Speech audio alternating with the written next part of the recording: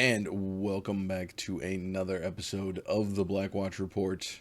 I'm your host, Thorn Rain. With me, as always, this afternoon, Mr. Kyle Wynn. How you doing it this afternoon? I almost said tonight. This keeps catching you off guard. It's morning for me. I'm doing pretty good though. It's nice to be able to get an episode out early in the day, but late in the week. Um, yeah. Yeah, So now I can do a bunch of stuff after this, including watching some Overwatch League and some CS:GO matches tonight. yeah, I know there's tons of stuff. I got to drive my kid and his buddy out to a land center and then come home and uh, binge Stranger Things because I forgot that Nice. that came out on the 4th. So, Mm. but anything interesting this week? I went on a vacation, 3 days. I went up around the Northern California and Oregon area. I went to Ashland for a couple days with my wife. Went and visited some friends who I haven't seen in like 7 years, so that was cool. Cool. Um, got a flat tire, so I went 800 miles and got a flat tire 40 miles away from home at nine Oh. o'clock at night in the tiniest town of Arbuckle. So that was a whole pain in the ass. So I had to get that dealt with, and now we're home and back to the regular old schedule. Got back into Minecraft, dude. My friends and we got a server going, so now we're playing Minecraft again. It's like taking me back to high school because I haven't really played that much since then. But Me and my son have like started playing. We don't have See, I don't know exactly how it works. Like he just created a world. So like hmm I can if play you, whenever he yeah, plays, basically. if it's a LAN one, if you're both on the same connection, it's super easy to do that. Yeah. So like we've gotten into, randomly hopping in and playing some Minecraft. Did you feel any of the earthquakes? Because Nope, apparently it's a not at all. thing like out there right now. Yeah, it's mostly in Southern California, which is about 300 miles away, I think. Um, so I felt nothing. I mean, we had an earthquake like what 6, 7 years ago up here, and I didn't even feel that, but it wasn't that big. So I bet if I was down there, I would. But no, we're good up here. Yeah, We're watching just some waiting of the for whatever videos. one tears apart San Francisco. Yeah, watching some of the videos of pools and like chandeliers. It's interesting. Apparently there was a whole Padres game that just continued to like play while the earthquake was There going on. was there's a funny clip that Yiska posted about Super and Space playing together, and like you can see in Super's webcam like the whole house is shaking, and everyone's like, "Oh my god!" Like all the Overwatch League players are at the same time just screaming in chat. Yeah, who was it? Thrill. No, Trill. Yeah. Trill posted on Twitter that he wanted to go back to Australia because he doesn't like earthquakes. He's fine with like contending with Giant spiders and snakes and everything that can eat you, but an earthquake, yeah, no, bro, not good enough. yeah. But I think that's kind of it for what we did. It's been a kind of busy week with the It's holiday and been everything. yeah. But It's screwed up our schedule, and now we're like recording on a Saturday morning, and we have another show on Tuesday, and so we're not gonna it's gonna be weird because we have to not report on the matches that happened like 2 days ago because we need to keep the schedule on point, and so it's all screwy. yeah, it's a little awkward. So we're gonna get down into the news here. As always, our news is brought to you by our Patreons. This week's Patreon sponsor is Thugly. Thank you for your patronage. Kyle, take us away. We got a little bit of scene news here. All right, so starting us off with the scene news, we've got well, like rain in London, you can always expect to have some weird shenanigans coming out of Chinese contenders with Yep. disqualifications and bans. The whole team of Never Lose Weight, great name by the way, Yeah. has been disqualified for contenders for the rest of the year. The team Phantom Wizard will take their spot in season 2 of Contenders. What is the reasoning here? They had underage players like ringing for them in trials. Hmm. So they made it through trials with playing like 14-year-olds. And apparently in China, Okay. you have to be Minimum age is 16. 16. Yeah. Yep. So, yeah, Interesting. don't break laws. Yep. Warhead. But our next bit here is a little bit of interesting news. In a Twitter feed between Maid, Dustin Steiner, and then a fan, we kind of got a little bit of clarification on how the region locking works. Apparently, you don't have to be like a naturally born citizen of a region to play for them and avoid the region lock. You just have to prove what was it? Residency. Residency. So not citizenship, just residency. And that's kind of what is bringing the Montreal Rebellion and the Uprising rosters, because those two were directly mentioned in this feed, the ability to run more than the allotted three of non-domestic players on their roster. So, I mean, if you look at Skyfoxes, I think have 4 Koreans currently playing on their roster, but Mm-hmm. as long as they're residents, it's fine. So, kind of interesting Yeah. to see that we got the clarification that we needed on this. I mean, and yeah, Gladiators Legion has 1 American or two NA players. Uprising has 1. Um, so yeah, Skyfoxes again. I think they're playing with half and half at the moment, so they're Mm, technically normally considered to be fine as well. But even with Fusion University, where we talked about this yesterday, is yeah. if they did bring over their players into NA, they would have been fine. But the problem is they played. I think it's just because that Fusion, despite spending so much money on their Overwatch League team, doesn't really spend too much on their contenders team because I think everyone still plays from home. Mm, Hence why you have 4 players playing on high ping. So they are now, you know, finding a better way to handle things with them being in Korea, and they don't have to worry about that whole housing players. But for Gladiators and Uprising, they can just afford to keep their players in NA, thus making them within the rules. So yeah, and it's it's an interesting thing.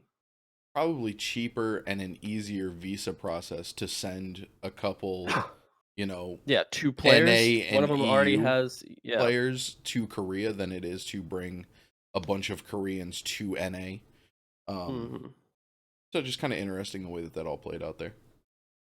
Yep. And then moving into the roster moves section, we've got some send downs, which is interesting, but they Hmm. all both kind of make sense here. We've got Hangzhou Spark sending Bazzi and NoSmite to 2-way contracts to pay for their academy team BLG.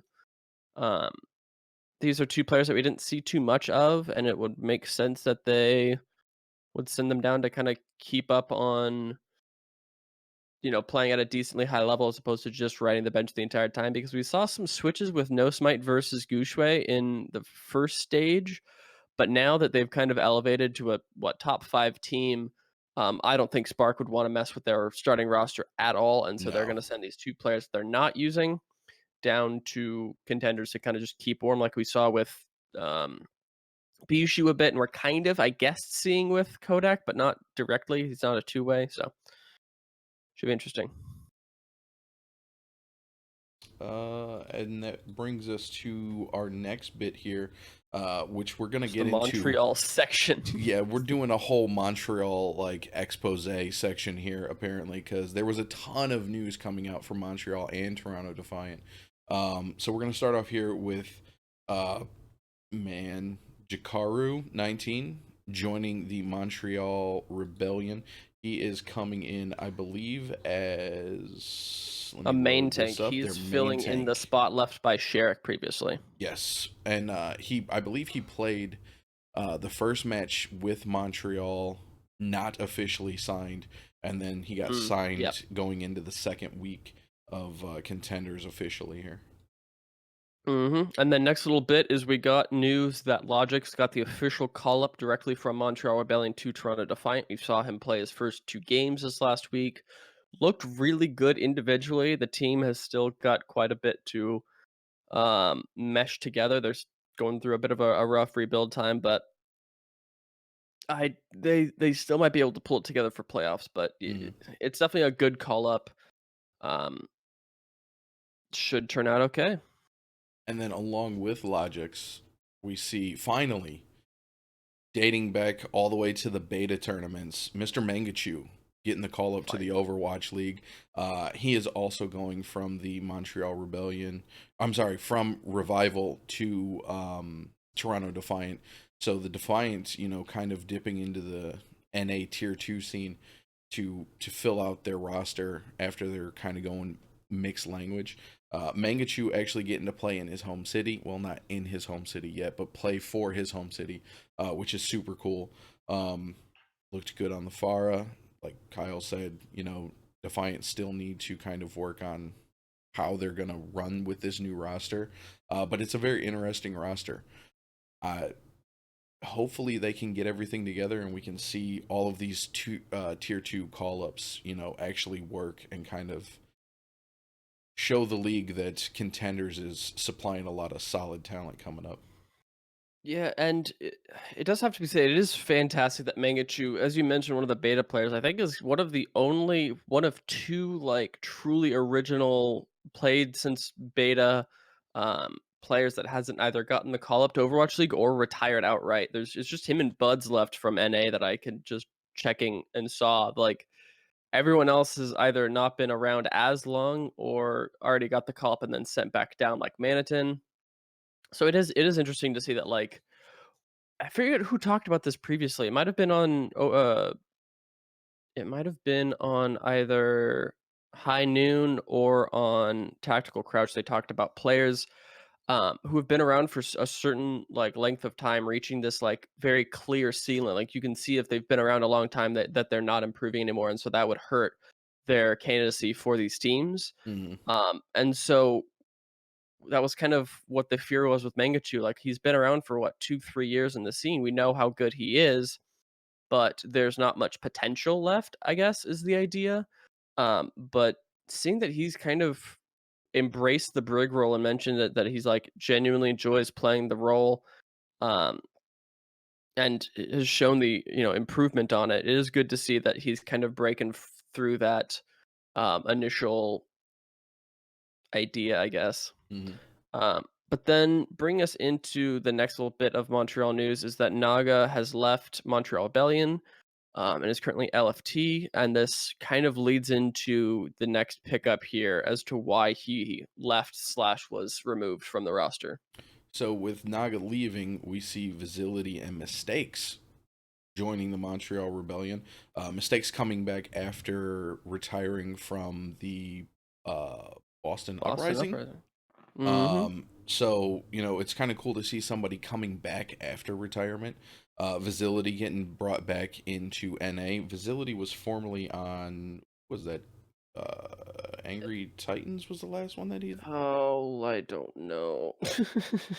I need to figure this out. Let me find out quick.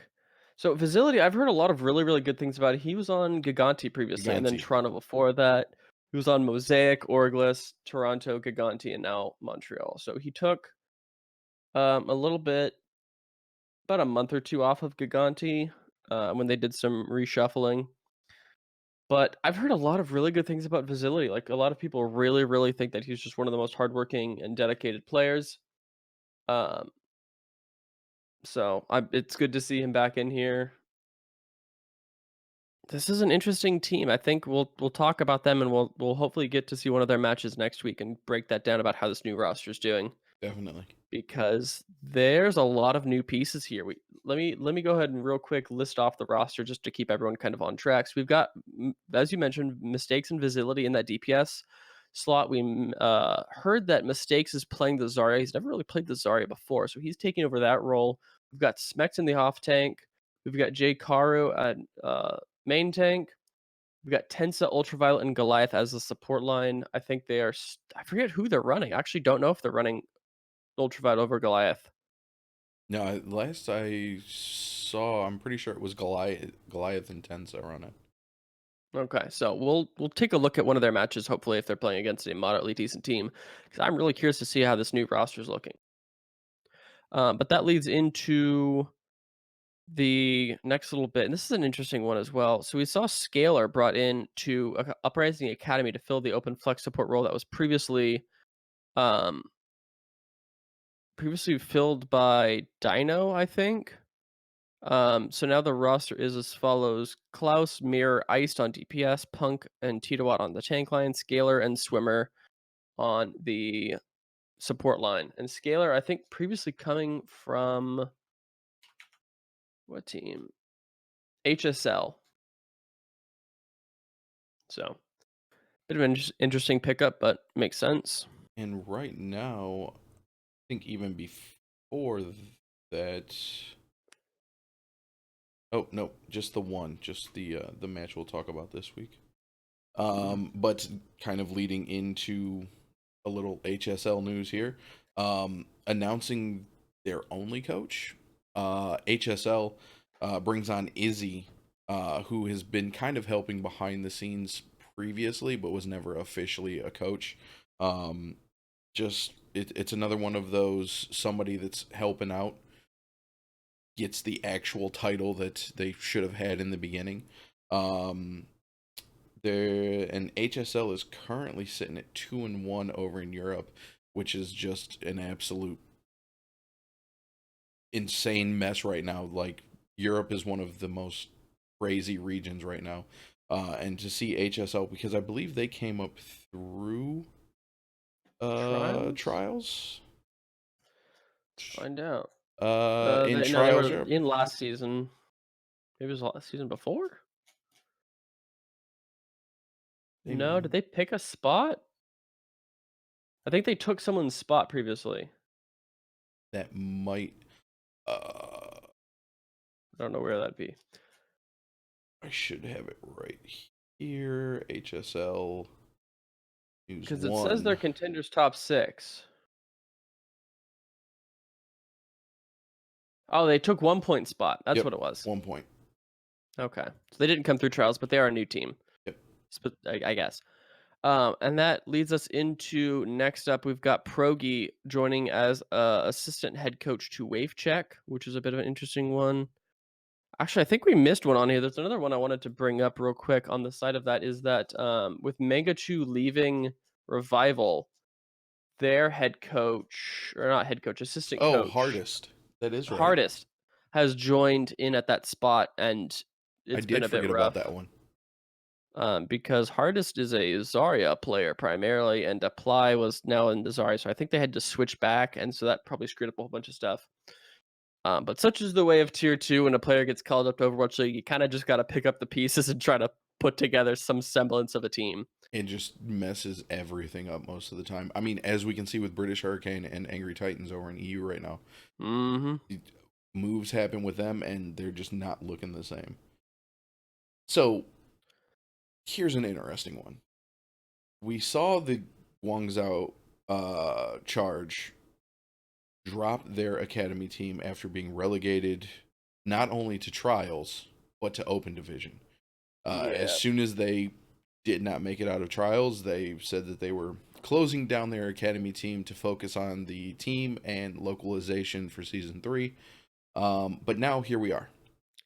The Guangzhou Charge have acquired T1W, the same T1W that went to the Showdown, as their new academy team. Did they win last season? They were second place. Yeah, they got the second spot going into the Showdown. We know that they were able to maintain the spot for the Pacific region going through the Showdown. But the new team will be T1W.GZA.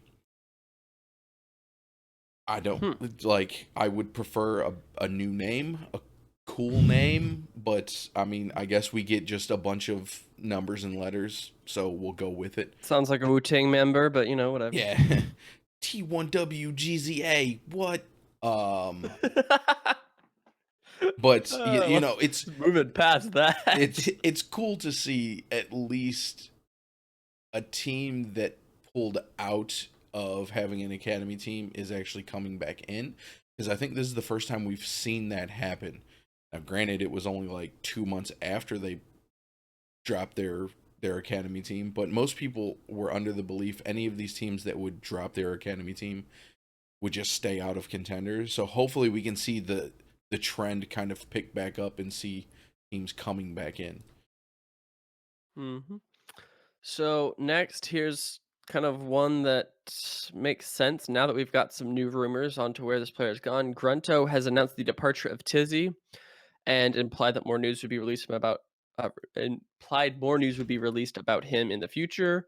We now know from a report that I forget who put it out, but someone mentioned that Goopy Noopy from Game yes, House. mentioned that he'll be going to Vancouver Titans, which is an interesting one because Tizzy previously played on Runaway like a year ago, and so now he's going back with that old team to fill the main tank spot.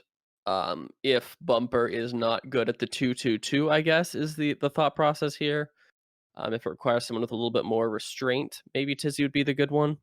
But it's still an interesting spot to be in, Yes. nonetheless. So, kind of following up the Tizzy news here, Grunto also released Harblu. With Harblu leaving, there was kind of just mixed reactions on Twitter. A lot of people were hoping for him to go to Overwatch League. He's kind of just been constantly stuck in the tier 2 scene like Mangachu was. I guess Harblu is one of those players. I think he's been around basically since beta as well, but Yep. now I think depending on if he's coming back, I guess we'll see. I very well could see him just not coming back after this and just sticking to streaming because he's has a pretty prominent stream, following. So Yep. it could be this could have been the official like, okay, that's it for me. I tried to make one big last hurrah with Chicken Contendies and we did okay, but like this drop is kind of sad to see, especially that there has been some kind of shenanigans in the way that Grunto handled this. Our resident Phozix expert Shrugoff mentioned that apparently Phozix mentioned. So someone said that the Grunto staff posted in his private Discord as the announcement of them benching him, and then that kind of left a bad taste in Harblu's mouth. He's like, you know what, Mm. I'm just out. So that it is a bit interesting to see. There actually isn't anyone to fill this immediate spot that he left. So it's not like they had the third DPS player that would take over his spot. Uh, so they'll probably be adding someone soon, but we haven't just yet seen who that player is going to be. So, bit No, but interesting. along with that, they did pick up Umte to fill the Mm. Tizzy spot. So they've at least filled one of their two open spots. The current roster is Wub, Salty, Zolik, Rob Dab, HTP Harold, and then Umte. So they have three supports, their flex, their main tank, and one DPS. Um, I mean, they could technically run just the three supports and crap out of goats in a slightly different style, but Yeah, I don't it's really see that happening. I think it'd be much easier to find a Zarya player. I think there's quite a number of, and I think because they are an unsigned or like they are a signed team with actual money in a team house, you've got a lot of players to pick from on unsigned teams, and true. then you would just kind of call up as it goes. Are they at? Let's see. And currently, I think they're not They're 3-0 right doing. now. Yeah, they're 3-0. So, it should be interesting to see. I mean, they're going up against Bermuda this upcoming week. If these changes give them the loss to Bermuda, that's huge. But it could be expected that Grunto will take that matchup there. Hmm. So next little bit is an interesting one of a player that I remember from way back in the day. The kind of the earliest like Zarya god is Hoon, played previously for Meta Athena, then Meta Bellum, and now has moved over to Meta Skyfoxes. Still into the same org as you mentioned here since 2016. So I mean, he's an interesting player because I don't remember hearing too much about him until recently.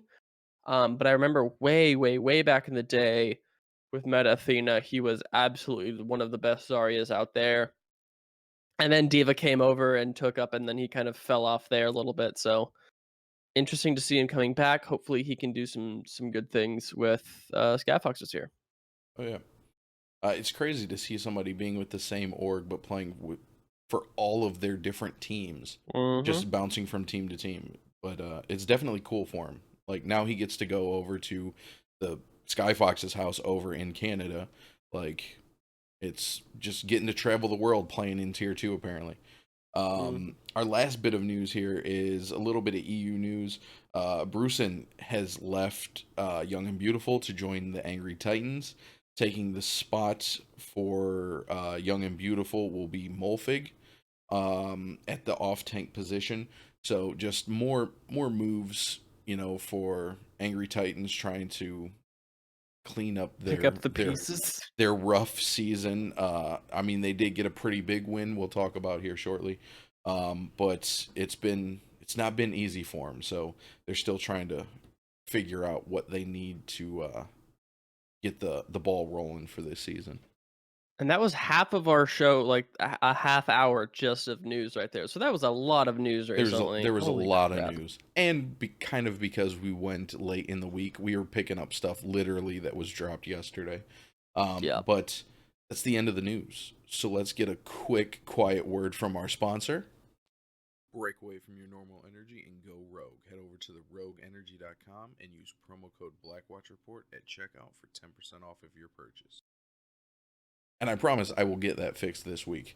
So that's going to take us right into the quick play as usual. I will take the East. So we see Grunto going up against Square One. Grunto takes this 4-0. As we mentioned, they are 3-0 on the season. Kyle had Grunto 3-1. I had Grunto 3-1. Pretty close there. And then we see the Gladiators Legion just handing it to Bermuda. But Bermuda was able to take one off of the Legion. Legion take this 3-1. Me and Kyle both had this going 4-0 to the Legion. It was to be expected. Congratulations to Bermuda for, taking that one map. Maps do kind of get you money in the contenders, so that helps out. And then we see Skyfoxes facing off against Phase 2. Skyfoxes takes this 3-1. Kyle had 3-1 to the Skyfoxes. I had 4-0 to the Skyfoxes. Kyle nails this one perfectly. And then the easy one, if anybody guessed this any different way, they were really, really wrong. Atlanta Academy versus the Uprising Academy. Both of us had this going to Atlanta 4-0. Atlanta got the 4-0 pretty easily there. Yep, hit the nail on the head with that one. NA West was as follows: Revival versus Tea Party. We both had Revival taking this. I had him 4-0. Thorn had him 3-1. But with the loss of Mangachu and Hardest filling in that spot, they couldn't really pull it together, and so Tea Party took the 3-1. I'm gonna concede the loss on that prediction, but Yep. wiggle out with the fact that they lost a very key member of their team. It's hard to make a prediction before teams completely get giant changes that screw up their whole synergy. So yeah, we lost, but it's not our fault. But yeah. Next up was Wave Check versus Montreal Rebellion. I had this going to Montreal 3-1. Thorn had it going 4-0 Montreal, and that Montreal did take the win, but it was a close 3-2 against Wave Check. Next up here was one that we thought was going to be a lot closer than it was. Envy versus XL2. I had Envy taking this 3-1. Thorn had him taking it in a 3-2. Envy came out hot with a 4-0 over the XL2 team. We thought maybe this was their season. And if you can't take a map off of Envy, maybe it's not your season just yet. Or maybe Envy are just that good. I don't know. I think that they might just be head and shoulders above the rest of the competition in West. So I have a theory, and we'll talk about it a little bit later about Envy. And then last match for the West is Second Wind versus Triumph. Why did we both have this going to Triumph 3-2? I don't know, but Second Wind took the victory. They triumphed over Triumph with the 3-1. Triumph was just looking really good. Second Wind was looking a little shaky, but maybe Second Wind is back on track with their coaching and stuff. So our two matches from Korea, we've got Element Mystic versus WGSH2. Element Mystic take this 4-0. Kyle had the Element Mystic 4-0. I had Element Mystic 3-1. I expected WGS to put up a little bit of a fight, but apparently not this week. And then we've got O2 Blast versus Meta Athena. Both Kyle and myself had this go into O2 4-0. Meta Athena was able to scrape a map off of O2 Blast. O2 Blast takes this 3-1. Moving on into EU, into the world of chaos and Clown Fiestas. Gigante versus Angry Titans goes Gigante's way 3-2. We don't have any predictions for the EU matches because we just forgot, and we're gonna do it this next week. Yep. But it's gonna be hard, man. We'll It's going to talk be about that really later. hard. Morning Stars versus Young and Beautiful goes the way of Morning Stars 3-2. And then here's a bit of a shocker. British Hurricane fall to the cheese team themselves, Clockwork Vendetta 3-2. We will talk about that one. And then lastly, to close it all out, HSL take the 3-1 victory over Shoes Money Crew EU. So that's going to take us right into our main discussion. This week, we're going to talk about 3 matches. We're going to talk about the Clockwork Vendetta versus the British Hurricane, Envy versus XL2, and then the Angry Titans versus Team Gigante. So, Kyle, why don't you start us off on this Clockwork Vendetta British Hurricane matchup here? So, Clockwork Vendetta, for those of you who do not know, is a team consisting of essentially a bunch of one-trick players from Ladder that decided to get together and make a team in Open Division. And they created their own unique team comp, such as the same way Ghost was formed. And it works kind of stupidly well. They are incredibly well synergized as a team, despite the fact that they're all kind of on their own comfort heroes. Um, they have created a Clockwork comp now, which I think involves Orisa, Hog, Torb, May, and then 2 supports. So it is interesting to see. Um, I This is a team that I think is a team that could tilt you off the face of the earth unless you give them respect. Yes. Because of the cheesy nature of the team, I think that if British Hurricane weren't a bit more, I guess, professional about this, they would have gotten absolutely destroyed. Um, because I think that this is a team that if you don't give them respect, they will tilt you because of how wacky their strats are. So starting off, looking at Clockwork, they've got a player named Engineer who is their Torb player. Makes sense. Yes, I like the lore name here. That makes sense. He's interesting because we don't very much see Torb in competitive play outside of a couple maps here and there. He plays him on every map. I don't think I've ever seen I don't. Torb on Nepal, but sure enough, he played on a Nepal shrine. His usage of putting the turret behind the elephant but facing onto the point is super duper smart. I'd never thought about that. And I'm There's pretty just a lot of great places for it. and I'm pretty sure that the turret actually shoots through the legs of the elephant. Very possible. I think that he places it in that way. You can't shoot it from the attacker's spawn, but it can shoot onto the point pretty well. And so it's like he's doing a good job of like giving it an angle into the point to just have external pressure while also not being easy for it to get shot out. Yep. So super smart play here. Also his usage of Molten Core to like zone people off of points or to force people onto points with the halt hook. So you throw out the Molten Core and then you've got 2 players to pull the enemy team into the Molten Core. Like I said, it's just a very well synergized team. Like every hero kind of builds on itself. It's just they're all really good at those particular heroes, so this cheesy comp kind of works. And then adding to the cheesy comp, you've got Ricky, who basically only ever plays May. I think we saw him play Hanzo for a small amount. No, that was their support player playing on. No, yeah, that was Monk Muda. That's right. Yeah. So, but talking about Ricky here, using the wall as not only an offensive tool, he uses it as a defensive safety net. He places it whenever Moose's shield goes down from Orisa. Like literally just perfect timing. He'll pop up the ice wall to give Moose a little bit of time to get a new shield down. And then he also uses it as a crazy zoning tool.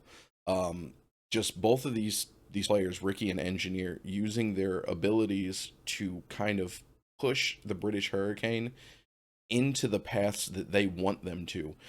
Ricky will place a wall, leave just enough space for a team to get through. The only problem is Clockwork Vendetta wants them to come through that space so that they can just unload into this tiny little hole. And it worked so many times for Ricky. Just, it's so cool to watch Torb and May working together to move a whole team into position where they want them. It's crazy.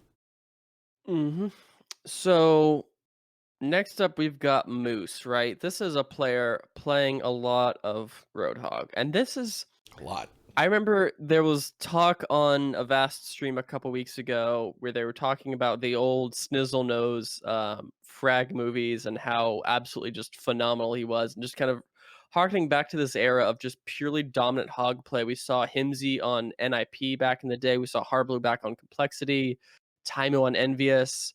Heck, even like Bird Ring and Sabiolbi were pretty big Hog players back in the day as well. And now we're kind of seeing like how strong Hog still is and can be when played by a very, competent player. Um, Interesting thing I saw is that specifically on not Hollywood, King's Row Last, we saw him use the whole hog to just like push people away from the point so that way they could cap out third. He doesn't always go for the jam the enemies against a wall and get the kills on him. He just uses them to like keep them off the point so that way they can keep pushing uncontested. So interesting play, definitely a skilled player. I'd love to see what else he can do. I think the problem is with Clockwork Vendetta is it will get you lots and lots of wins and probably get you a decent amount up the ladder into playoffs and stuff for contenders. But I don't think that play like this would really get you too much of a opportunity for a call up, unfortunately. I don't think you're getting scouted off of a comp like this. Unless it becomes like the meta comp and it kind of turns into like a Gator situation to where like he was one of the main players behind the Goats comp, and if you pick him up, he now knows what he created it, so he now understands the intricacies of it. With this comp, it's interesting because like for an off tank, you really need some good diva play. You need some Sombra play now. Um, Occasionally with the Zarya, depending on how your team runs it, but you don't really need to just have a hog one trick or someone whose hog is their best hero.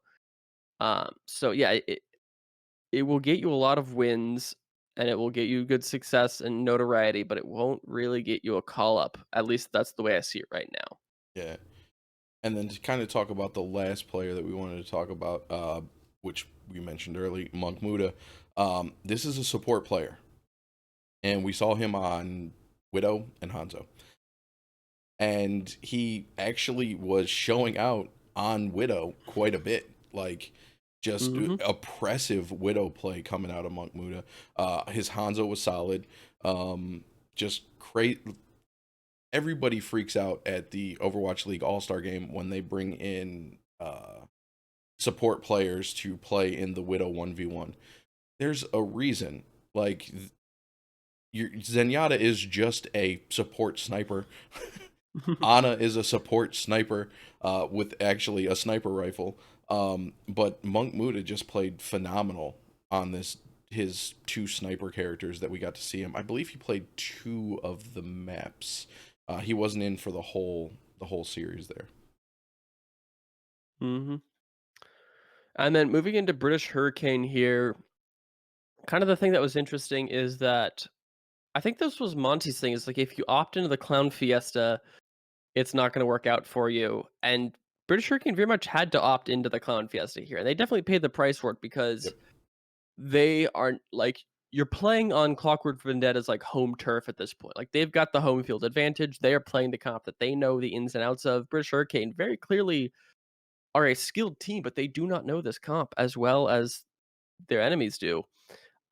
We saw Danid bring out a bit of the wrecking ball versus them, and it kind of worked okay because any non-mobile hero is going to get absolutely destroyed by this slow comp. And so that kind of worked to dislodge a bit of the bunker. Um, but overall, like they had lots of issues. We saw Numlocked have some issues here as well. But kind of did some decent plays as well. Yeah, he was having to play on the Orisa. He had a couple, well, I'll say a little more than a couple, but it wasn't anything phenomenal. It was decent at best. Um, Setting up pulled porks, getting the halt up above the shield, pulling people, out of line of the shield, so that I who was it that was playing was yeah, it was Danny that was playing the hog form, wasn't it? I forget who's playing the Probably. hog. But was able to get, a couple nice hooks off of the halts. Um Nothing spectacular, but when you're playing in a mud pit, it's about as good as he could play for the style that we've seen Numlock play. Um, Definitely interesting to see players not used to playing like this style play, because I don't even think we really saw British Hurricane run a traditional goats really at any point during this. I think we might have seen it like once for a point, and then they switched off to match Clockwork Vendetta. But yeah, Numlocked, not a horrible Orisa, but definitely not on par with the way Moose was playing his Orisa. I'm Mhm. sorry. Yeah, Moose. No, Mini Me played the Orisa. Yeah, Moose mini was me, the mini me. hog. So we saw Suna try to counter Monk Muda on the snipers here with the Widow, but they didn't really give him a whole lot of sightlines. When you're Nope. going against an Orisa and a Mei, it's kind of hard to see some things. So that was unfortunate. Like no matter how good you are, if your team doesn't set you up as much, it is just kind of hard to do. If you have no space really to work, you can only hit the shots that you see, and if you don't see any shots, then well, too bad.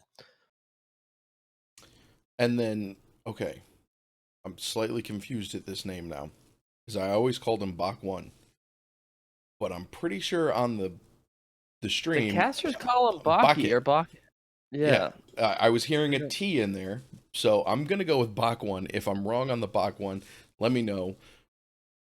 Super confused. Yeah. As was Bach One. He just seemed a little confused playing into this comp, playing around the comp himself.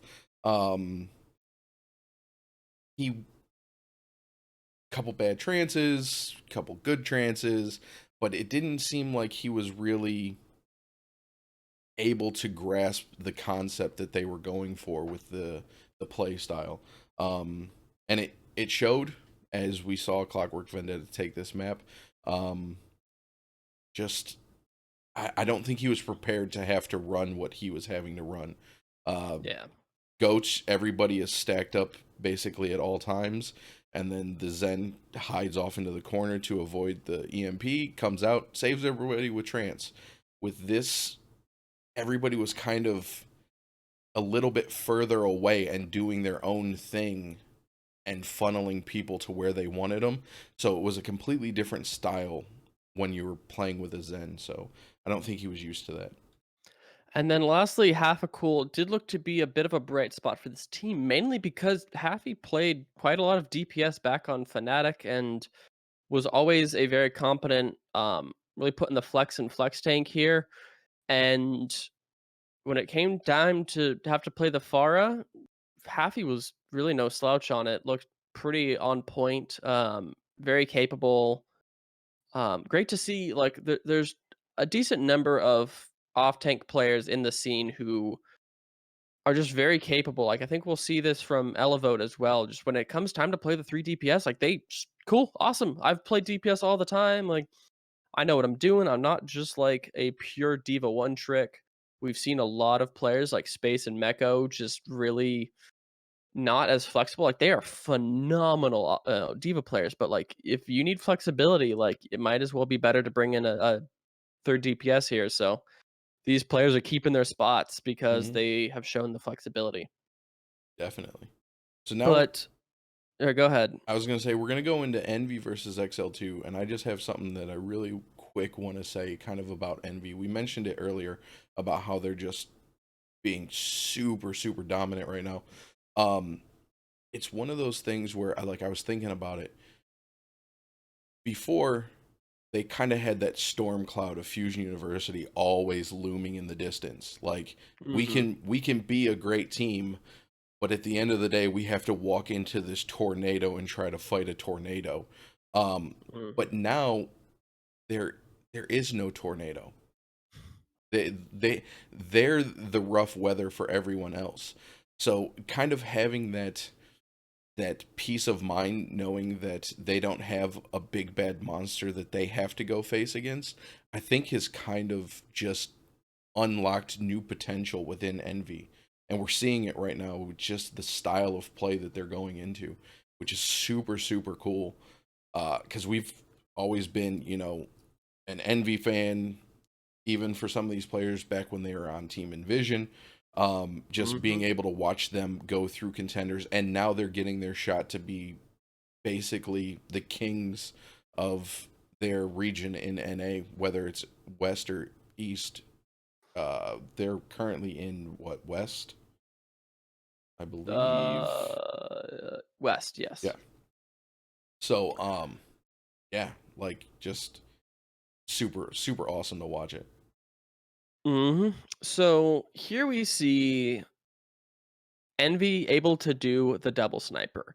And we have always known that Sharp is one of the best hit scan players in NA at this point now, but also Hmm. kind of just in contenders, is one of the best. Really, the only reason that we didn't see him get a call up in this last year is well, because the dude's I think 17 now, maybe. So he's Look still that got up. another year to go. Would be just an absolutely fantastic pickup eventually as soon as he ages in. Jar, on the other hand, as well, is just a nonstop, consistently good player. I don't think we've ever seen any drop offs from him. He's just always been really, really good. When he can play the Hanzo with Sharp's Widow, it's just nonstop, consistent pressure from both angles. Um, and then with the EMP as well Yeah. on Sombra. And Sharp will be 18 on December 10th of this year, so he Ooh, will be okay. completely unlocked for season 3 of the Overwatch League. And then kind of talking about Jaru here, the student becoming the master, basically. We got to see Jaru go head to head with Buds on the Sombra, Hmm. outperformed Buds with EMP and individual hacks on Volskaya. Um, these are two guys that played together for a very long time. Uh, the Buds and Jaro duo for a long time we saw as one of the best, if not the best, DPS duos in Contenders NA. And Jaru definitely kind of taking in some of that Bud's energy when he was playing on Sombra. It was really cool to watch him, going up against Buds in this matchup. And then, as I mentioned previously, when mentioning Half a Cool, Elevote as well. When it comes time to play 3 DPS, the dude is absolutely on point as well. Um, but not just on the DPS. When he has to go back and play Diva, he's absolutely stellar at that as well. Mhm. Probably one of the best pickups here. I think Yiska posted an article a couple days ago on the trade deadline is like a day or two away, and he mentioned a couple big pickups that we could see or that would make sense. And he mentioned this Envy tank line as being absolutely one of the best, and Elevote has definitely put his name in the mix for the best off tank in the league right now. Um, ate a lot of not just grabs, but really key grabs that would have won the enemy team the fight, and he shut that down with great heads up play. Um, I definitely don't think that this duo is going to last very long. I think once the season ends, you're going to see a lot of teams realize that they have no idea what they're doing. I think I could 100% see this duo getting picked up and taking over Washington if they realize that Giannis was not the player they thought he was, and San Sam, well, we know about San Sam, but I think that this player would level that team up a lot. So we'll talk a bit more about Lil Sish in a second. But Crimzo, man, he was always a frag zen, and Mhm. it wasn't until this last season, season one for 2019, that we really got to see him really just be one of the best at support ult usage and value off of that. And even when having to swap back to the Ana, which he's really good at still, but is definitely not as good as a Zen, he is just as smart with the nano boost on like the enemy Reinhardt. Whenever the Reinhardt gets hacked, or whenever there's an enemy Winston that gets hacked, he'll hit him with the nano, keep him alive, and then kind of turn the tables with this. And often will win fights based off of his great nanos. And then just because, again, Crimzo Fire, we've talked about, that's a support line that is absolutely amazing together. Fire was an absolute madman on the King's Row defense. Perfectly timed beats, saving people, just going absolutely deep to get frags. I believe there was one where he was, what was it? Defending right outside of point 3, up on the top right hand corner, just going super, super deep to get an initial pick, which gave Team Envy the ability to push back XL2, because XL2 a couple times should have been able to close it out, but thanks to Fire, just with clutch beats and just going bloodthirsty in the backline, saving that point 3. Man, this is a if this whole Team Envy doesn't get picked apart for the players that are eligible, I would be surprised going into season 3. Definitely. And then let's talk about Logix, the other half of this really, really strong tank line. He hit big shatters, right? But it's not about how big the shatters that you hit, right? Because we've seen huge shatters, but the enemy has trance, the enemy has beat. Like, cool, you hit 6 or you hit 5, but you didn't hit the one support that now has ult, and they're ulting, and now you think you have the upper hand, but then you're being aggressed upon, and then you lose a member here and there. Logix hit shatters when they were needed the most, and made sure to hit the supports that had ults and killed them first. If you know the Zen has trance, you hit him with the shatter, pin him into the wall, can't use trance. Um, so he really had himself a heck of a game. And then when it came to Winston as well, be it with Nano Boost, just using the Tesla Cannon, or with Primal and just juggling a member, I think we saw him boost on. He just went absolutely solid with just really good juggles, pushing people off the edge on downtown. Really just a fantastic play altogether. This duo needs to get picked up. Honestly, like, this whole team could be picked up and bolster a roster incredibly well. Yes. But I don't think we would see that as much. Like the DPS line, great. The support line, great. The tank line, also great. Like, every single duo here is doing 100% their job, and they're doing it like fantastically. So, shout outs to all 6 of these players, plus our boy Chu, for keeping this together and really just picking up and filling these voids of players that we see getting, called up. You think, okay, well, you lose Trill. Oh, I don't know if it's going to work out that well. You lose McGravy before that. I don't know if it's going to work out that well. Nope, they filled him with the best players otherwise, and they just don't lose a step at all. No, not at all. And then that gives us, you talked a little bit about Busan. Let's talk about it's downtown. I wrote city center, not thinking, but it's downtown. We saw 3 different comp switches on downtown. Envy not caring about alt charge, absolutely insane. They go from the beginning of downtown. They started with a Sombra dive comp 222. Then they switched to dive goats, switching out, I believe it was the Sombra for the Diva. And then we went full 3-3 where they dropped the Winston. For the Reinhardt, they dropped, or no, it was Sombra for Brig. And then they went the full 3-3 on Busan. So just in a matter of 3 different engagements, they switched at each different engagement. When they won a team fight, someone would go back and switch, and then they would change the comp. They would win the next team fight. Somebody would go back and switch. And then later on in the series, we actually got to see Team Envy also run quad tank which was phenomenal. And it wasn't initially picked up. It wasn't until they won the team fight and started to switch that the casters realized that they had been running quad tank.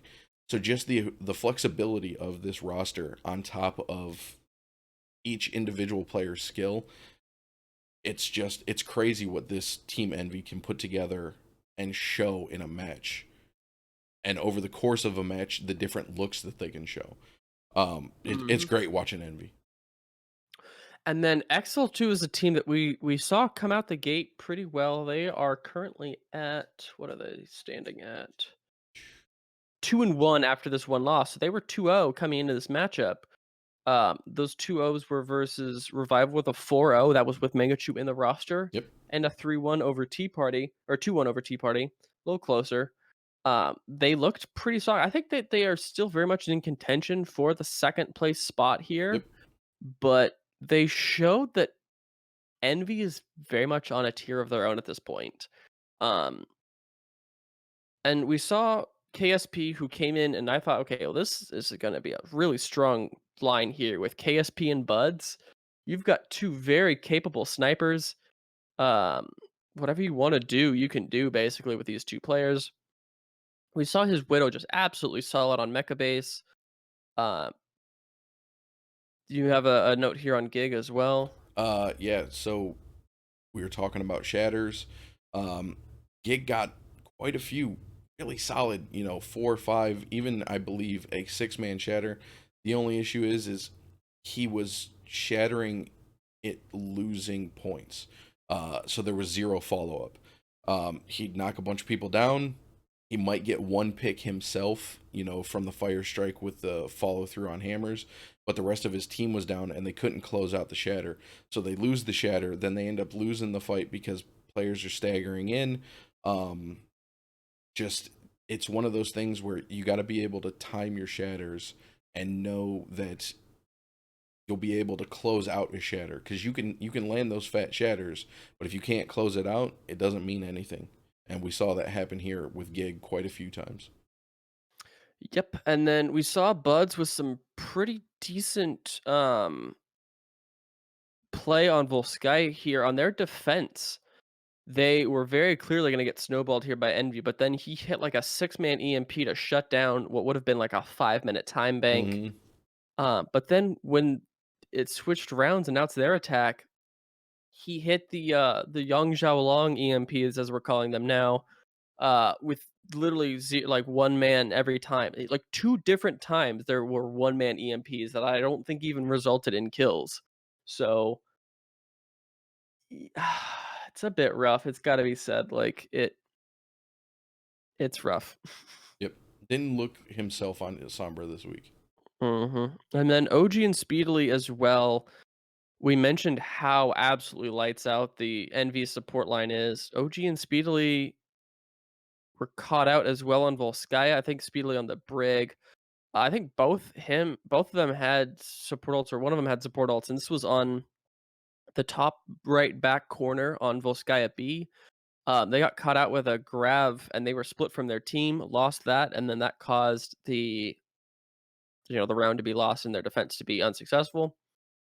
Um, so And it, then, definitely some things to be fixed for these two players. kind of on a lighter note for Speedily, we got to see Speedily play the Doomfist, and boy, was that fun to watch. Yeah, that was He on King's Row attack. Yeah, Yeah, he was just absolutely stellar. bouncing all over the place, and actually focused out Crimzo, got Crimzo in the right hand room hallway with the small health pack just past point A after the payload unlocks. And just the presence of Doomfist being over there with Crimzo pops the trance. He was able to scare trance out of Crimzo. We haven't seen that happen a lot lately. Crimzo's been pretty on point with his trances, but Speedily on that Doomfist, man, it was interesting, definitely. And then lastly, again, I guess this was the point I was trying to make earlier with support line here in juxtaposition to Crimson Fire. This support line of OG and Haku both got caught out in EMPs together, and even if it's one of you that's hiding, you need to have someone hiding out of line of sight of these EMPs. Because if you're not, if both supports get caught, that is a lost fight. If the enemy Hmm. team is competent, which Envy is absolutely competent, they will destroy you if you get both supports EMP, and that's why they lost a lot of those fights. Is I think I put a little bit too much credit in the front line of this team with your DPS and Gig, but I didn't really consider too much the support line here just not being at the same level as their opponents. Yeah. But let's talk about Angry Titans and this new team. So I want to mention, right? Like, this is very clearly like Angry Titans is not the old Angry Titans. Who they are now is Urki Kevster on the DPS line. So Kevster was brought in to fill the void of, I don't remember who even. Let's go back here and find out. Spectral left previously. And so Kevster is filling that spot. We've got Afox and Fat staying in. Morsi is brought in to, let's see, how does this work? So Morsi, after email left, Morsi was brought in to fill that spot, I guess, but he was on there previously, so he was like shifted in and out. Super Pluke came in to fill the void of Lulsish, Volshish, yep. and then Brosnan is brought in as another flex as well. So you've got 3 players staying on. You've got 3 players kind of new here. Um, they're looking okay, but that's about it. Like, they're looking okay here. Um, they're not a bad team though. I think this was a match we wanted to focus on, right? Because we thought Giganti was the new king, right? Yep. Really did. With seeing British Hurricane kind of dropping off, we didn't see them look to their true selves. We saw that previously number 1 Angry Titans got stripped of a couple of key players. Okay, well that's it for them. But we thought Giganti would be the next up, but clearly they weren't quite the team that we thought they were. Angry Titans relied decently on the halt hook play on Volskaya, and it got them really good results on the back of that. And I believe the Angry Titans were the first team that we've seen pair a diva with the Roadhog and Orisa to shut down the other team's alt hooks. At least recently. I think Yeah. that previously towards the end of Season 1 Overwatch League, that was a big thing. You saw, I think it'd be your support, your flex support playing the Hog, and you kept your Diva in because Diva was still just absolutely stellar. Yep. And so it kind of dropped out for a little while, and now we're kind of seeing them bringing that back in. But yeah, we actually got to see the diva take out a couple halts, which it's a timing thing. Your hog is going to automatically use his hook where the halt is going. So even if the diva eats it, the hog is already in the motions of throwing out that hook. So we saw a lot of halt hooks just get completely shut down by the diva eating the halt, which was super cool because I hadn't seen it in Contenders. And like you said, I think the last time we saw it was Overwatch League Season 1. But yeah, it was cool to see that. Yep, and then some notes here, just real quick going down the line here, because we're kind of pushing time here. Yeah. Super Pluke with really good high value shatters. We knew him as one of the players of the now best team in the world ever that would ever be created, Eagle Gaming. Then we saw Afox here. We thought was obviously pretty good previously, but man, his trances were really rough. There was like one on King's Row second going into third on their attack where they lost like 4 members or maybe 3 members, and he still tranced. Like, I don't know what it is, and like I don't want to generalize here too much, but it just seems like the ult usage in EU right now is not great. I don't know if that's just the play style. It's just like, okay, well, use it and you'll get it back quicker if you frag out. But like, there's just so many thrown away ults. Like, you win the fight, and no one calls no more ults, and you just throw a shatter in as, the last 2 members are running away. Like, there's a lot of this really bad ult value play that we're seeing from EU right now, and Angry Titans are definitely not saved from that criticism. Um, when it comes to the Ana play, though, we saw AFox really comboing with Morsi here, EMPs into the Bionades to really shut down team fights. So in that aspect, AFox was kind of on point, but when it came to Transcendences, really just a lot to be desired still from this player. Moving into Giganti here, they looked really, really clean on Nepal. I think both points they were um, really, really strong. There was some support usage on King's Row that kind of, again, another issue. King's Row was a sloppy, sloppy map from both of these Yep. teams. Um, Davin still is another one of those players that looks good. He's a good player, but I don't think he's quite. He seems to be hitting a ceiling here, and that ceiling is just below OWL caliber. And I think he just needs a little bit more improvement on things to really be considered for a call up. I think his time is essentially passed because he would have been great for that um, Eternal roster when they needed a Zarya player, Hmm. and he was one of the best Zaryas in EU. Um, Maybe with the Widow meta coming in a little bit more, we'll see him kind of push his way back in because he clearly looked strong in the Widow matchup when he did have to play it. But his Zarya as well was really, really solid. Builds them fast, uses them well. Lastly, Zappis, our poor friend. Um, Sombra was not good. His play on Dorado on the Winston was kind of interesting as well. We saw kind of this brief, like 3 weeks, 4 weeks of time when the Winston off tank was like a cool idea that Gods really pushed on Gladiator's Legion when he was still playing there.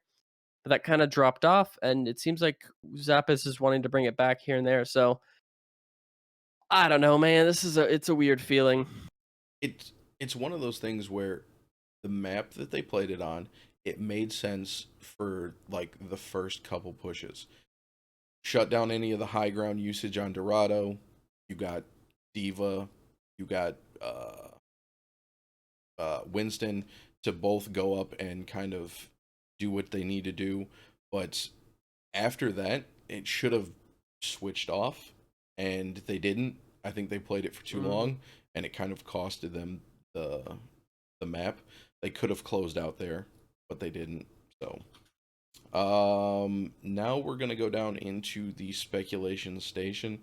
Uh, NA East Week 4, we see Atlanta Academy facing off against the Gladiators Legion.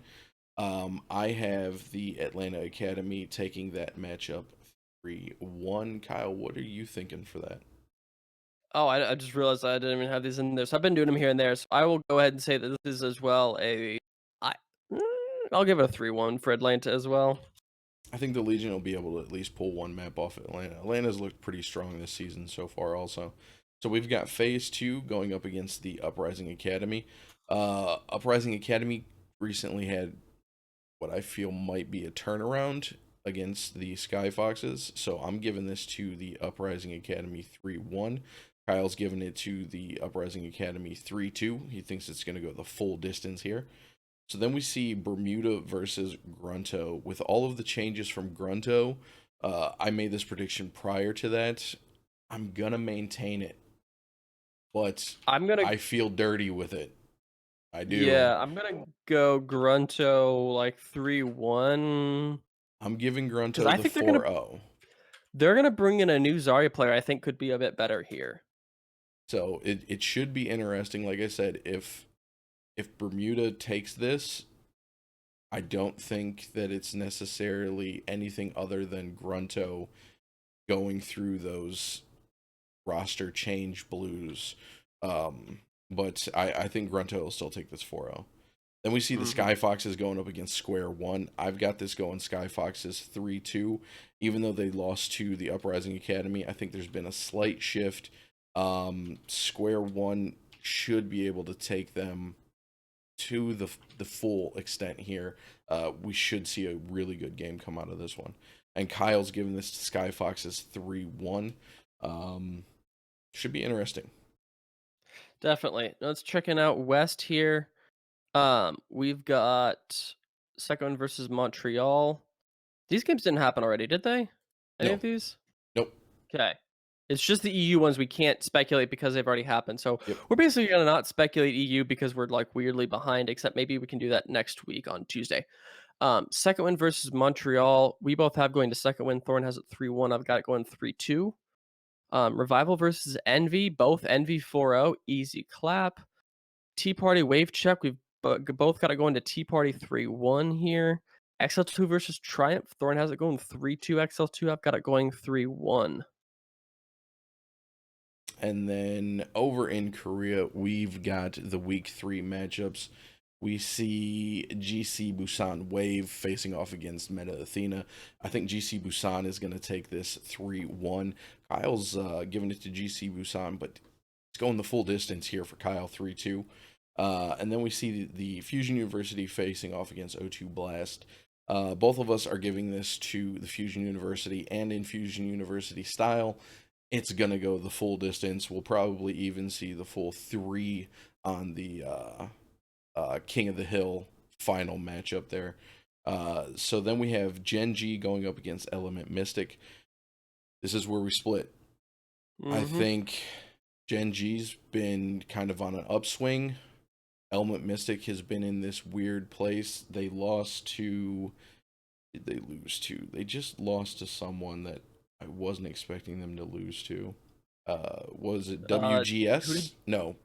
Who did Gen G lose to? No, who did Element Mystic lose to? O2 Blast. Yeah. Element Mystic lost to O2 Blast. I believe Gen G is undefeated currently. And Gen G has beaten Jisoo Busan Wave, who beat Runaway. And Meta Athena as well. And then they beat Meta Athena, but that's no big feat because basically everyone has beaten Meta Athena.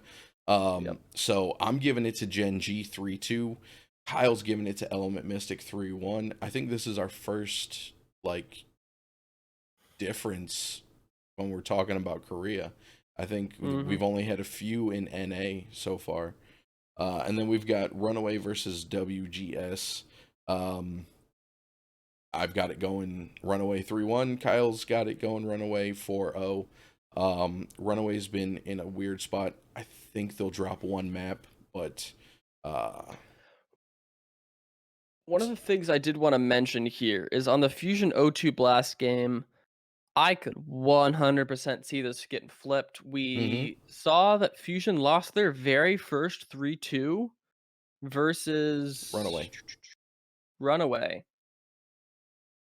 But then they also 3-2 WGS more recently.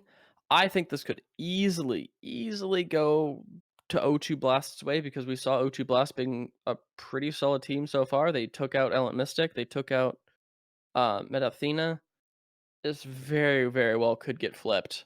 So I wanted to make sure I have that. Like, people are like, why would you vote for Fusion when O2 Blast looks so good? Like, I think that maybe now Fusion have kind of got back to their map 5 dominance here after beating WGS, but this will be a close one. Yeah, definitely.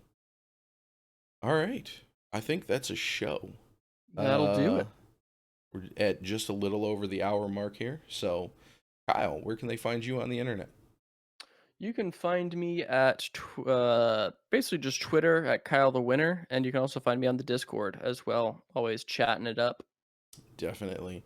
You can find me on Twitter at Thornrain. I do all of my streaming when I do stream right here on this Twitch channel. But as always, speaking of our Twitch channel, if you're not on Twitch and you're an audio listener, go stop by the Twitch and make one of the free accounts and just hit that follow button. We'll give you a shout out on the show. And if you happen to have Amazon Prime, that means you got Twitch Prime and you can use it on the show to help us out. Go ahead and hit that subscribe button. We do really appreciate it. And then iTunes reviews, that's the free way to help us out. Any review we will read on the show, 1 star, 5 star, it does not matter. And you'll make Kyle have to read that review. But you can find the show on Twitter at Blackwatch Report. There is no O in that report. And then you can email the show any questions, comments, or concerns, blackwatchreport@gmail.com. You can follow the show on Twitch, twitch.tv/blackwatchreport, and we record typically live Tuesday, 6 p.m. Eastern. Our intro music is an original piece by our very own Mr. Kyle Wynn.